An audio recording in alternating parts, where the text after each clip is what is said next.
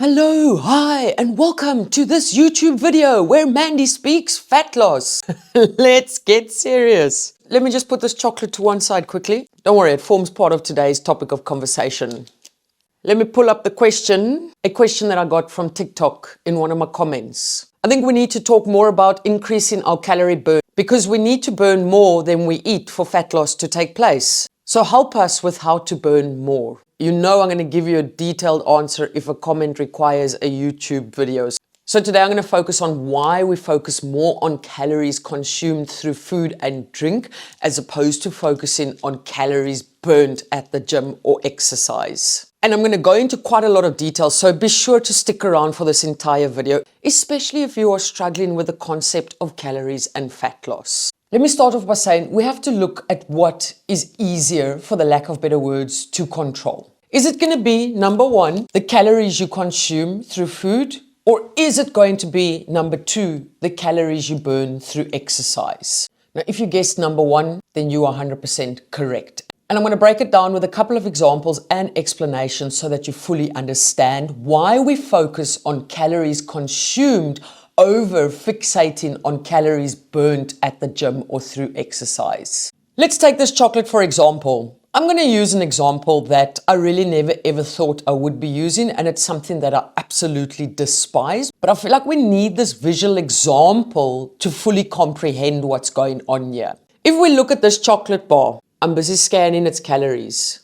255 calories. To eat this, it's going to take me about 3 minutes max, flat out. Speed eating is my middle name. Anyway, the point I'm trying to make is it takes pretty damn quick to eat a chocolate bar of 255 calories. Now, if we look at it from an exercise perspective, 255 calories. I tested it on a walk this morning. I did a 1 kilometer walk. You can't actually see it there, but I'll post the details on the screen. I did a 1 kilometer walk. It took me 10 minutes and my total calorie burn for that 1 kilometer was 51 calories. Now, this is the part that I really don't like. And I never ever want you to feel that you need to exercise to burn off the calories that you're consuming. This is purely just an example to help you comprehend. 255 calories, 3 minutes to eat. Whereas to burn 255 calories, it's going to take me 5 kilometers of walking, which is about 50 minutes to an hour. So as you can see, we have more control over the calories we are consuming. And it's far more difficult to burn those calories. And again, please, if you eat a chocolate of 255 calories, please, you don't need to go do excessive amount of cardio to burn it off. That's not what I'm saying. Now I'm going to break it down even further for you. What you see on this piece of paper in front of me, this entire black graph is your TDEE, which is your total daily energy expenditure, the total amount of calories that you burn on a daily basis. AKA the total amount of energy that your body requires on a daily basis to keep you up and running. This orange section over here, labeled as BMR, is your basal metabolic rate. As you can see, it equates for the bulk amount of calories burned throughout the day. Your basal metabolic rate is something that is not within your control. You can't tweak it, you can't change it. It can equate to between 60 to 70% of your total daily calorie burn. And that's why I say we focus on calories we consume through food because, for the lack of better words again, it's easier to control that because the biggest part of your calorie burn throughout the day, you cannot control. Then lastly, that pink section right at the top, the one that is so small you almost missed it, labeled as EAT, your exercise activity thermogenesis, that is your planned activity, your planned exercise, the one that you can control, that equates to the smallest amount of calories that you burn per day out of all of them.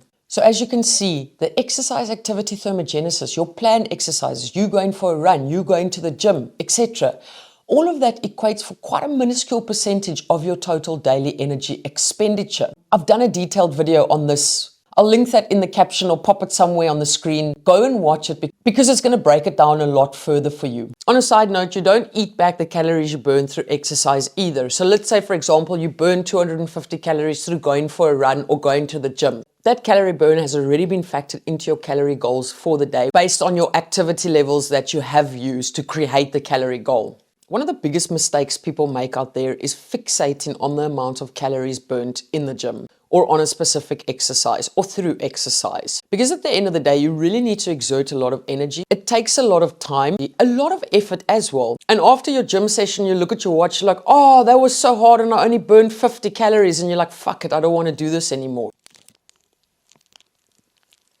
Exercise that you do burns calories, but it's far less calories than what you actually think. Another big area that I feel people get lost in, the fact that you really underestimate the amount of calories consumed through food, and there's a massive overestimation on how many calories you burn through exercise. As you can see with my stats from my walk-in, it's going to take me almost an hour to burn 250 calories, where it's going to take me 3 minutes max, flat out, to eat a chocolate that is 255 calories. And again, that is why we focus on calories through the food and the drinks that we consume, because that is more in our control. And if you're going to be fixating on every calorie that you burn through exercise, in the gym, etc., it's going to take up so much mental space. When it comes to your fat loss aeroplane, your pilot is your nutrition, your co-pilot or your cabin crew, that's your exercise. But the thing that leads your fat loss expedition, your fat loss journey, your fat loss aeroplane, is the food that you are consuming and the calories in that food that you are consuming. Exercise should never ever be seen as a chore to lose fat. It should never be put at the forefront of your fixation when it comes to fat loss. Exercise should be seen as a way of getting fitter, stronger, healthier, improving your life. And one thing it shouldn't be is you fixating on every single little calorie that you burnt within the gym. Oh my goodness, I had such a shit session. I only burned 60 calories. I've seen people do that before. How many calories did you burn? Like, I don't know. Don't you focus on your calories burnt in the gym? No, I literally don't. I'm not at the gym to burn calories. My focus on calories is where it should be, in the kitchen. Now, this isn't me saying, oh, we don't burn that many calories through exercise, so don't exercise. No, I just gave you all the benefits of exercise. You get fitter, you get stronger. It's going to help that you don't blixem fall down the stairs when you're 80 years old and break a fucking hip. No. Yo, Mandy's so dramatic. I know. Sometimes being dramatic gets the point across. I'm very upset because now my chocolate is finished. And again, on that note, I'm not going to go walk an extra hour now. I'm not going to go for a run. I'm not going to go to the gym to burn this chocolate off. I had it from a point of enjoyment. That was it. No need to feel guilty about it. No need to dwell on the fact that I had a chocolate. I ate it. I enjoyed it. Life goes on. On that note of my chocolate being finished, I'm going to love and leave you like I usually do. Keep smiling, keep laughing, and keep being kind to one another. Much love.